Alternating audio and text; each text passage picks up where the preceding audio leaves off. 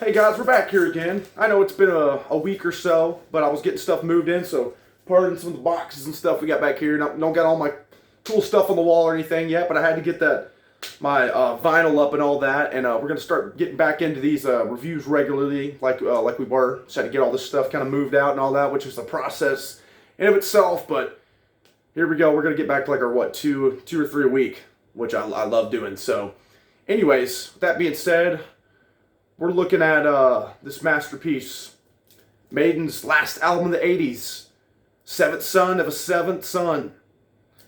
And, you talk about the synth on Somewhere in Time, boost that up. You talk about the progginess, boost it up. Because, man, oh man, you got some lengthy tracks, especially on side 2. That synth and the guitar are just so clean. Incredible production. Again, one of my favorite guitar tones of all time on this thing right here. Same with the past couple albums with Power Slave, Somewhere in Time, and this one are some of my favorite guitar tones and productions, period.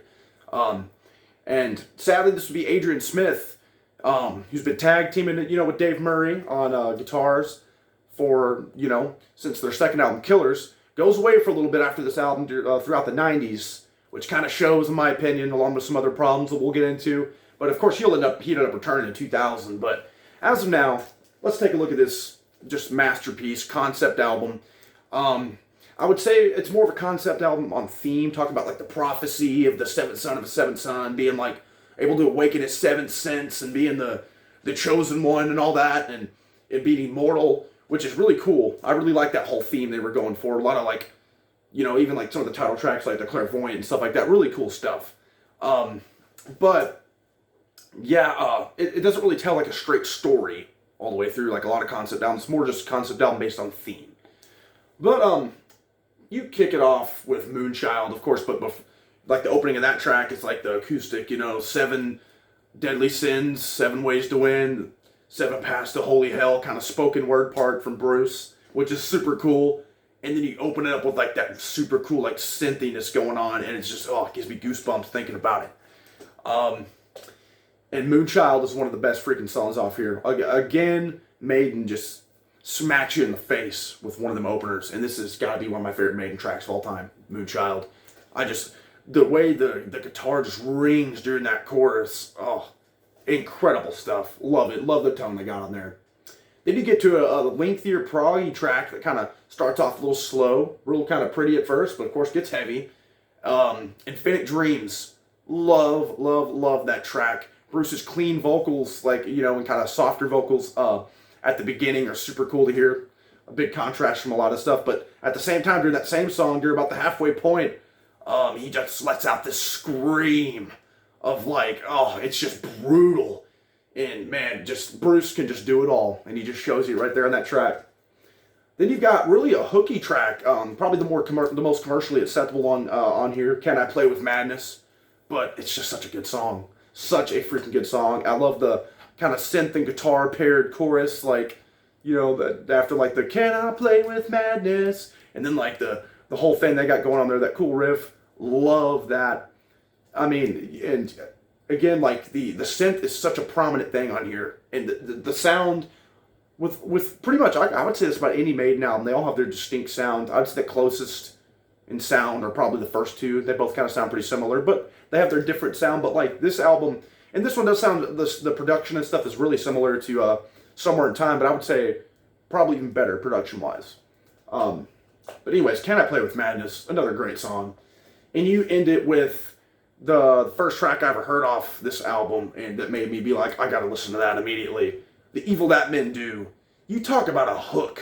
The way the riff just opens up, and then you're in for an epic ride, and it just kind of gallops along. And some of Bruce's best vocal work here, and I love the pre-chorus, the chorus, everything about that song is freaking perfect. That's one of my favorite Maiden tracks yet again off this album. And Moonchild and Evil That Men Do are just probably my 2 favorites off this album overall, and really that whole first side is just badass. Anyways, you get to side 2, and I do think side 1 is more impressive than side 2, but don't get me wrong, side 2 is incredible. Great stuff. Of course, you open up side 2 with probably the longest track on the album, The Seventh Son of a Seventh Son, the title track. And that is yet again like just such an epic, proggy, just like this album shows where they would go, like from the 2000s once Adrian returned and Bruce returned to the band, from 2000 going up, like that progginess, a lot of epics, you know, which they had kind of sprinkled in there on like Power Slave and Somewhere in Time. This one's got a lot of them. And Seventh Son of a Seventh Son has got a really cool, heavy riff, really heavy chorus. Then you go with probably my least favorite on the album here, The Prophecy, which it's cool. Don't get me wrong, it's really cool, and there's no filler on this thing at all, which has been kind of the same with the past 3 or 4 albums, really the past 5 if you ask me. But yeah, The Prophecy. It's a damn good song. Just if I had to pick a least favorite, it'd probably be that one. Then you've got The Clairvoyant, which has got really, really cool verses. I love the verses a lot in that. I mean, again, all this is just following suit to that theme of the seventh son of the seventh son, prophecy, looking through a crystal ball, all this cool stuff, and it flows beautifully. I will say the concept flows better on side 2 than side 1. You get like these 4 songs strung in a row that just really wraps up the story. Side 2 really does feel like the part 2 to side 1, which is, again, without having like just a straightforward story and just mainly about a theme, they really just nailed that. Like, you know, kind of a loose concept album, which I like a lot. They've kind of dabbled in that in the past, you know, on Power Slave, kind of with the Egyptian theme going on. Wasn't really a concept album, but it was really a lot of heavy Egyptian themes. Same with Somewhere in Time. Not really a concept album, but a lot of like futuristic themes scattered throughout. But yeah, The Clairvoyant, man, one of my favorites off side 2, possibly my favorite off side 2. But this one may actually be it though, my favorite off side 2. We're talking about Only the Good Die Young. And man, what a way to go out. And I love the way Bruce, his voice and like him singing goes along with the guitar parts during that chorus. Just, it flows so freaking nicely. And you end it with kind of the same way you opened it, with that acoustic, soft-spoken part, that 7 deadly sins, 7 ways to win. So it's like freaking poetry, the way this thing begins and ends. Beautiful. Seventh Son of a Seventh Son's freaking amazing. That's how you go out. I mean, hell of a decade of albums. Just greatness all through the 80s for Iron Maiden. Now next time we are going to get a little weird with the first album from the 90s with them, with No Prayer for the Dying, which, you know, Adrian's out. You get Yannick Gers on. I know people got a lot of mixed feelings on him, but I like him, especially on Bruce Dickinson's solo stuff. But, yeah, that album kind of takes a dip, and I'll let you guys know what I think about that. That album review will be coming up very soon. We're not going to have to wait a week again for another one, now that I'm getting this stuff going back again. Here. But, anyways, yeah, such an incredible album. This is a Maiden must. Like pretty much any of these 80s ones. You could just, if Maiden stopped here, like, I mean, obviously I'm glad they didn't because I love some of the later albums, but if Maiden stopped here, then they would have been still be known as one of the greatest heavy metal bands of all time, just based on their 80s run alone. But yeah, next time, No Prayer for the Dying. We're entering the 90s, which are a pretty controversial decade for Maiden, so I'll be tackling that.